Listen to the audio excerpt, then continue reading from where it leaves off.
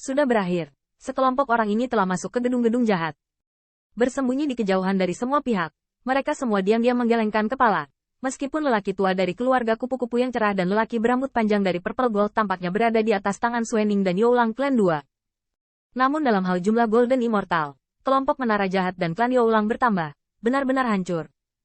Terlebih lagi, duduk di aula darah aula besar dan Yulan, belum menembak. Begitu tembakan dilakukan, keluarga Mingguang akan segera ditindas dan dibunuh. Namun, sementara semua orang merasa kasihan pada keluarga kupu-kupu Mingguang, mereka melihat bahwa ancaman sebelumnya untuk membiarkan vila-vila jahat keluar dari kota, dengan santai mengatakan pembunuhan, membuat orang-orang muda di kota membunuh wabah, berdiri saat ini. Melihat semuanya dengan tenang, wajah Junyi muda tidak memiliki rasa takut sedikit pun. Sepertinya cahaya kemasan Dewa Emas beterbangan, yang sudah lumrah baginya. Bahkan Qin Yichen sepertinya memikirkannya. Dia berbalik untuk melihat dua pembangkit tenaga dua lapisan surgawi dan tersenyum. Apakah Anda tertarik untuk bergabung dan membiarkan orang-orang ini keluar? Dua pembangkit tenaga listrik terkejut. Mereka merasa gemetar ketakutan. Mereka tidak memiliki keberanian untuk mengucapkan kata-kata seperti itu di depan gedung-gedung jahat. Namun, Qin Yichen terus tertawa. Mengapa? Mereka diluncurkan. Tidak hanya rampasan perang yang semula milik kita akan menjadi milik kita. Saya juga dapat menjamin bahwa harta orang-orang ini dapat dibagi rata. Namun, tanpa menunggu dua pembangkit tenaga listrik terbuka, Suening berubah menjadi kelelawar dengan tinggi 100 zang. Dengan ungu tua naik, taring meledak, dan meledak ke Ziyun. Bajingan kecil, tetap di sini untuk menipu publik. Jangan melihat situasi Anda. Sekarang saatnya Anda menunjukkan ketulusan Anda, dan menekan dan membunuh kelompok pemborosan ini adalah kelompok teman jahat saya. Untuk sementara, kekuatan semua pihak bertindak dengan sengaja. Meskipun Qin Yichen berani melawan bangunan jahat, membuat mereka diam-diam mengagumi. Tetapi situasinya lebih baik daripada orang-orang ini hanya 11.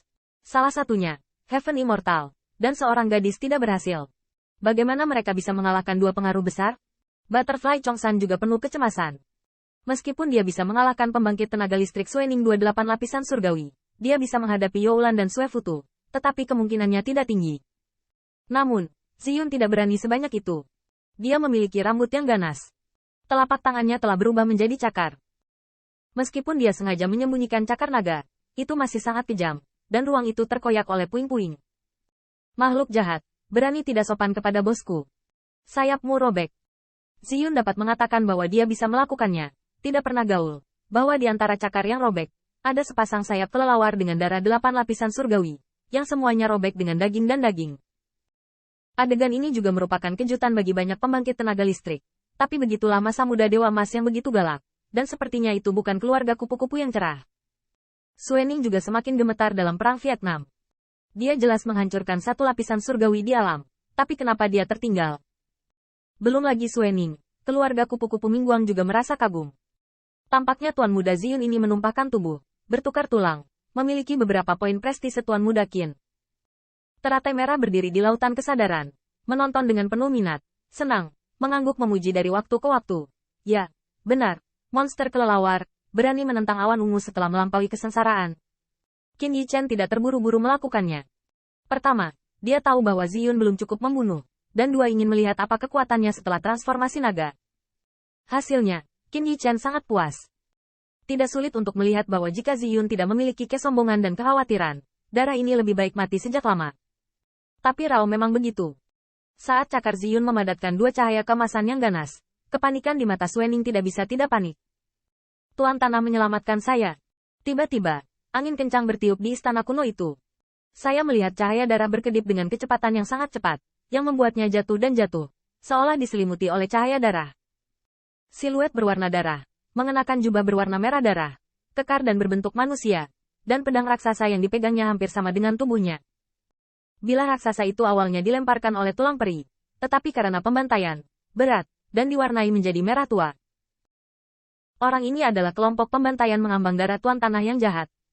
Pembantaian terapung darah baru saja muncul, dan angin kencang membuat tekanan dari semua pihak tercekik, dan darah sepertinya mengeras.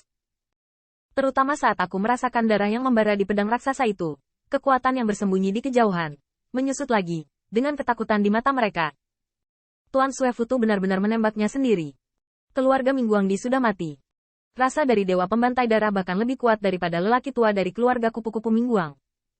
Melihat tembakan Suefutu, Suening tiba-tiba bersorak gembira dan tersenyum angkuh. HMPH. Limbahmu telah menyebabkan tuan-tuan bangunan membuat tembakannya sendiri. Dan mudah untuk mati. Dan pupil darah dari mata binatang buas yang ganas itu menatap awan ungu. Suaranya cukup kasar. Seperti guntur yang merajuk. Kapan sekelompok anjing liar berani menantang kelompok bangunan jahatku? Bang! Bila raksasa itu menebas dan berubah menjadi cahaya darah tinggi 100 zang. Seperti sekop yang menetes dari langit. Mencoba membelah awan ungu menjadi 2,5. Angin semilir yang ditimbulkan oleh pedang ini membuat kupu-kupu gunung yang berat itu diam-diam terpana, dan juga menyebabkan para pihak berkeringat untuk pria brutal berambut emas panjang itu. Meskipun ini adalah kekuatan pertempuran sengit yang Golden Immortal dapat merobek sayap kelelawar darah, tetapi pembantaian yang mengambang darah akan menekannya, dan itu pasti akan dikalahkan. Terlebih lagi, kini keluarga kupu-kupu Mingguang sudah tidak tahan lagi dengan adanya pembantaian terapung darah. Adapun gadis muda yang berdiri di tempat, kekuatan dari semua sisi hanya meliriknya. Diam-diam menggelengkan kepala. Seolah-olah mereka percaya bahwa kekuatan dua orang tahu bahwa mereka sedang menyeret botol minyak, jadi mereka tidak ikut campur. Namun, menghadap jauh dari pedang raksasa yang menutupi langit dengan cahaya darah, Ziyun tidak bermaksud menghindar sama sekali. Sebaliknya, dia sangat ahli, menggaruk cakarnya, memegang akar Batwing, dan tiba-tiba menyeret. Mati. Ziyun artinya garang tapi tidak kehilangan akal. Alasan mengapa dia tidak bersembunyi adalah karena dia dapat memberikan punggungnya kepada bos tanpa syarat. Bang! Tepat pada saat ini, kilatan Jin Yao melintas, seperti yang Chang Hong yang menghanguskan, berlari melintasi langit, dan di antara tembakan itu, ada pedang emas dan tembaga yang tajam, yang bersentuhan dengan Sue Futu. Sinar pisau, meski tidak ada cahaya darah di langit, adalah cahaya dingin. Siluet itu, meski tidak sekuat dan seganas Sue Futu, tegak seperti pedang dan mata bintang seperti listrik. Bang! Tanda seru. Tanda seru. Cahaya dua bilah berhadapan, dan pedang menyapu langit. Seluruh kota tampaknya dipotong oleh dua pedang, dan Xian Wei mengamuk, membuat orang merasa hanya satu rambut yang berdiri.